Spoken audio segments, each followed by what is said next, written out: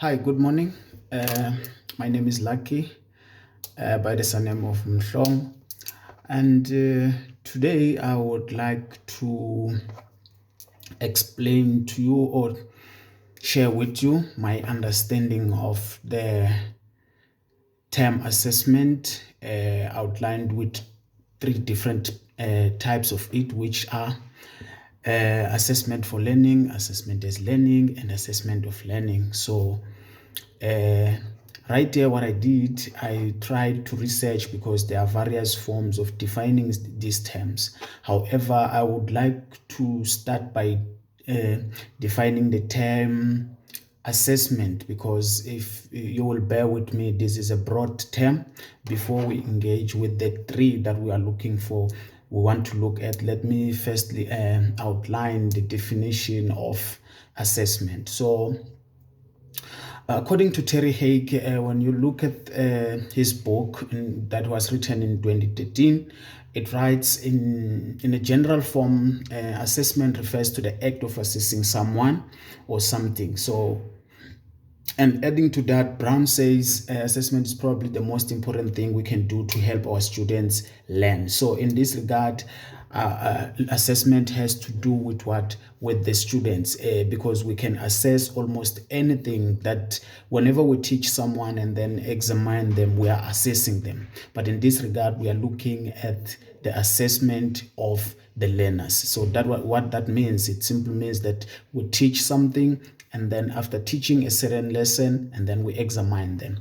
So okay, let's get down to it. The three terms we are looking at is the different types of assessment, which number one will be assessment for learning. What does that mean? So assessment for learning, according to Haig again 2013, he argues that is commonly referred to as a formative assessment, that is an assessment designed to inform instructions. So what happens here is that in the process of teaching and learning, the ideas that are shared amongst the students, the way they interact, they respond to whatever that's being shared in the classroom, forms what is known as assessment for learning. This has to do mainly with what the teacher should do in response to what the learners are doing. So for example, you give them work to do during the process of teaching and learning. You have to check where they're lagging behind as a teacher, so you then come in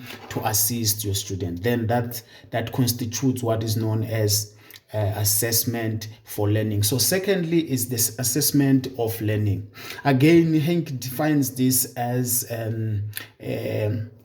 it's commonly known as summative assessment, and it occurs when teachers use evidence of students' learning to make judgment on students' achievement against goals and standards. So here you look at what the students have learned thus far, related to what you are teaching them, and then you examine and see their progress through looking at their work. Hence it's called formative. You examine, you analyze the work they have done, the things they believe you taught and they understood. And then this has to do also with seeing what the students or learners are able to do. Now, in other words, you are able to disseminate. If let's say you were teaching them about disaster, do they now know what is a disaster? Can they be able to give example of where it took place? Once you see all those signs, then now you are able to achieve what? Assessment of learning. That's when the learners now reproduce back what they were taught by the teacher. So lastly, on that regard, once you're done teaching the lesson as a teacher, you give the students an opportunity to introspect themselves and their understanding.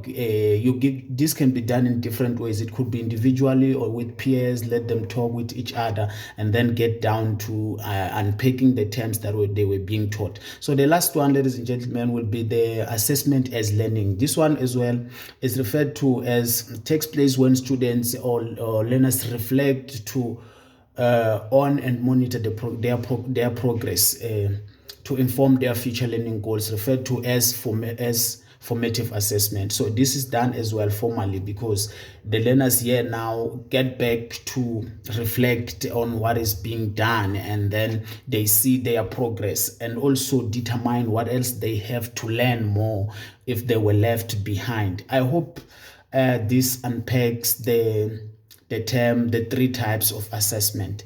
Thank you.